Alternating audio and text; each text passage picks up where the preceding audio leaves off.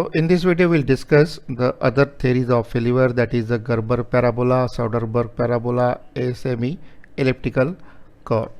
Again we'll use the same experimental data which is plotted as the mid-range ratio to amplitude ratio.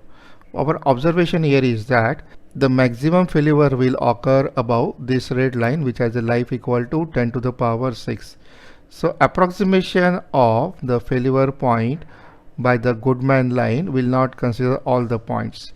If you include the region here, that is this failure point, and you pass a parabola from this point where we have sigma amplitude is equal to SUT and this point here, then we'll cover the number of points. That will be called as the Gerber parabola. So draw a parabola here, and this will include the maximum failure point, that will be called as Gerber parabola, and this line is same as the Goodman line. Now this plot is available on amplitude ratio versus mid-range ratio, but we are using a graph of amplitude stress versus the mean stress. So when you are using the amplitude stress versus the mean stress, that is this value represents the static loading, this one is representing the completely reverse loading, and this point having the different value of mean stress and amplitude stress. Already we are familiar, if I join SE with SUT, then the curve A, that is a straight line between SE and SUT, represents the modified Goodman line. And if I join the SE with SUT with a parabola, so instead of approximating the data as a straight line, if we approximate the data as a parabola, then the maximum failure point will be accounted for the parabola. So this one is the second criteria which is used, is called as the Gerber parabola. As far as the modified Goodman line criteria is considered, equation of a straight line which is representing as sigma m, that is the mean stress, divided by the SUT, which one is x-intercept, plus we have amplitude stress divided by y-intercept is equal to SE, is same as equal to 1 divided by factor of safety. Almost similar equation you have to use for Gerber parabola. So the Gerber parabola equation I will give you directly is n times, n means factor of safety, is amplitude stress divided by endurance strength. Almost same equation, only thing that n is multiplied on this side. We have n multiplied by amplitude stress divided by AC, and since it's the equation of parabola, and we have to multiply n with the mean stress divided by SUT. It's a parabola, so you have to make a square of it, that is equal to 1. So this equation you have to use for finding the factor of safety in the case of Gerber parabola, where n represents the factor of safety. It will be quadratic equation, and you have to find out the two roots of quadratic equation, and you have to select the positive value for a factor of safety in the case of Gerber parabola. So only difference between the Gerber parabola and the modified Goodman line is both the endpoint are remain same, and in modified Goodman we are joining the endurance strength with SUT by a straight line, and in the Gerber parabola we are joining the endurance strength with SUT by a parabola, and hence this value of n, if it is multiplied on both sides, then you will get the same value of a factor of safety. So we have n multiplied by sigma amplitude by SE is n multiplied by sigma m by SUT whole square, as this one is the equation of parabola. This one is x square and this one is y. Parabola is downward, so we have y is equal to minus x square. So each theory predict here different type of failure. This region here, which one is a region below the Goodman line, giving you the life of a component is equal to 10 to the power 6 or more than 10 to the power 6, that is an infinite life. According to the Gerber, it will exceed the limit of the modified Goodman line. He says that if the points will come in this region also, then it has an infinite life. So these are all contradicting to one another. So it is based upon your experience which theory you have to use. And if you introduce the effect of yield line, that is you have to mark the value of SYT and you have to join with SYT, that is the yield line, which one is a Langer line. So this line will be called as the Langer line or is called as the yield line. And according to the yield line, we have a first cycle yielding and this region here is the satisfied region for the Gerber parabola. So this region here, that is below the parabola, and then you have to select all the points below the yield line. So this region will satisfy the first cycle yielding, and we have a fatigue failure. So this region will give you infinite life without yielding according to the Gerber. So you have to just join the endurance strength with the value of SYT, SUT. You have to draw the parabola, or you have to draw the straight line. Then the different theories are developed in the fatigue failure. So if I join the endurance strength with SUT, I will get a straight line, that will be the modified Goodman line. If I join the SE with the SUT and I draw a parabola, that will be the Gerber parabola. Similar to this, if I draw a line between SE and the yield strength SYT, that will be called as the Soderberg criteria. So straight line between SE and SYT is given another way of creating the boundary. Naturally, it will take a very less point of the failure, as we have seen in the mid-range versus alternating stress ratio. So this line here is representing the another theory that is called as the Soderberg line. At this stage, we have this intercept will be equal to our x-intercept, and this intercept will be our y-intercept. Since here the Soderberg criteria is represented by straight line, so we can use the equation of a straight line, which one is x upon x intercept plus y upon y intercept is always equal to 1. X is nothing but the mean stress, so we will multiply by a factor of safety n multiplied by mean strength. X intercept is nothing but SYT. In the case of Goodman line, it will be SUT. That is the difference between the Soderberg and the Goodman line. Y-axis represent here the alternating stress equal to sigma A.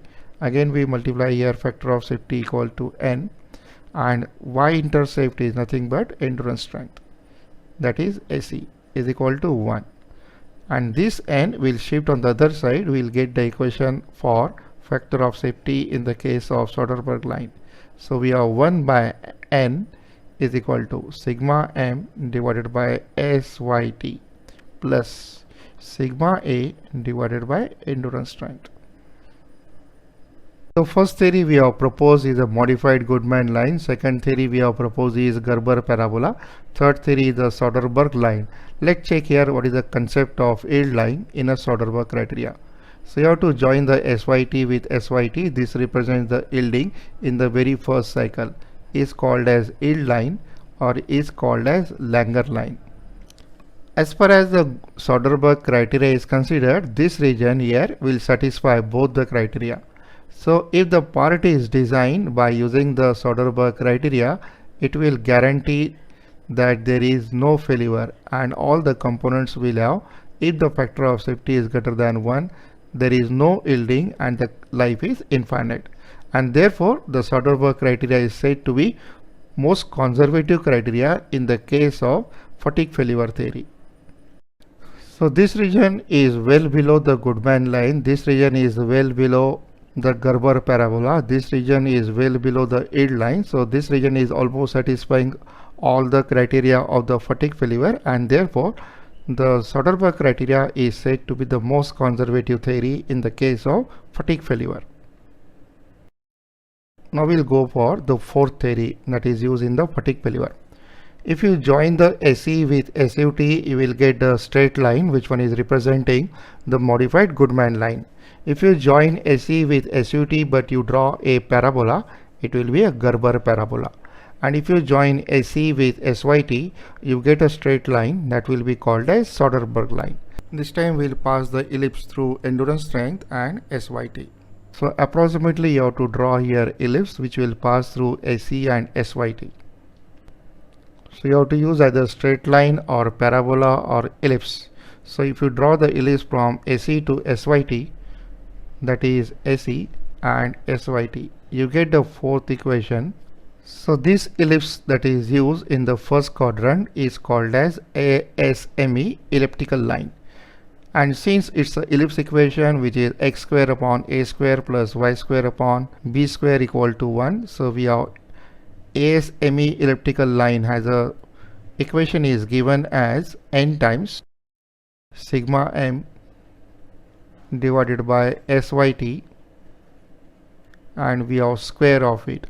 So we have x square by a square plus n times sigma amplitude divided by endurance strength square of it, that is y square by b square is equal to 1. So this n square can be taken common here. So we have 1 by n square is equal to sigma mean divided by syt whole square plus sigma amplitude by endurance strength whole square. So this one is a mathematical equation we can use for ASME elliptical line. So we have got here 4 equations, and the fifth one is our guarding line against the first cycle, that is called as yielding line. So syt to syt represents here the Langer line or yielding line. So basically the yield line or the Langer line is just guarding the first cycle yielding, and this yielding line is obtained by joining the syt with syt. Now since both value are syt by syt, so this angle is equal to 45, and angle made with respect to x-axis is equal to theta, that equal to 180 minus 45 is 135. So we can develop the equation of this line, which one is y is equal to mx plus constant c, which one is y-intercept, m represent here a slope, which one is tan of theta, and tan of theta is same as tan of 135. So we have m is equal to tan of 135. Tan of 135 is -1. So this line has a slope of -1, and it has a constant c is same as equal to syt. Y-axis represent here the amplitude stress. X-axis represent here the mean stress. So x is replaced by mean stress, y is replaced as amplitude stress. So let replace here, we will get here amplitude stress is equal to minus m value is equal to 1. So -1 multiplied by sigma m is same as sigma m, plus we have constant c which is equal to syt. Remember, we are getting this equation that you are very much familiar. Amplitude stress plus mean stress is equal to syt. Now this one is representing our fluctuating load, and suppose the value of here the mean stress is positive. So we'll first record the value of mean stress, and then we'll draw here the fluctuating stress, that is the alternating stress, equal to sigma a. So this one is value of sigma a. So basically the left hand side represents here the value of sigma max, and this value of sigma max, if you measure from 0 stress level, it will be equal to sigma max, and sigma max is same as sigma amplitude plus sigma mean value. Recall here some previous video we have shown here that this value should be less than equal to syt, and if it is equal to syt, that is a maximum stress which is equal to amplitude stress plus the mean stress, then we have a yielding. That is why it is called as the yield line. One concept you make it very clear that this curve is representing the C, and C is our Soderberg line. So each and every point on this line representing the component life according to Soderberg criteria is 10 to the power 6. If you join SE with SUT, that will be called as the modified Goodman line. According to the modified Goodman line, every point on this line will represent the value of component life equal to 10 to the power 6. If you consider SE and SUT and we draw a parabola, then each and every point on this line represents the life of a component equal to 10 to the power 6, and below that we have an infinite life, and above that curve will be the finite life. Now check this figure where we have all theory of failure. A representing here the modified Goodman, B represents the Gerber parabola, C represents the Soderberg, D represents the ASME elliptical line, and this line represents the yield line. Suppose I say that I have 2 points, one point is P and one point is Q. this point P is lying on the Goodman line. So according to the Goodman line, this point P has a life equal to 10 to the power 6. But according to the Gerber, the life of the compound will be less than 10 to the power 6. According to the Gerber, if the point Q, which is lying on the boundary of a Gerber, has a life equal to 10 to the power 6. So all theory will give the different idea about the fatigue failure. See if we have additional point here R. Now this point is under the failure. Naturally, for this point is under failure. Failure means that for this one we have a life of a component is less than 10 to the power 6. That is, it has a finite life. So in the next video we will discuss here if the point R will be outside the region of any of this boundary, then how to calculate the finite life.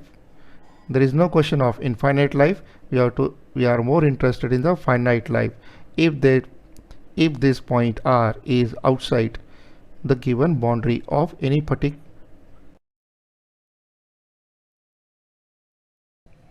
The video you are watching is from the app, which is the Mohod class app available on Google Store. And in this app, we'll cover all subjects involved in mechanical engineering for GATE. Join the course directly from your mobile. The link is given here.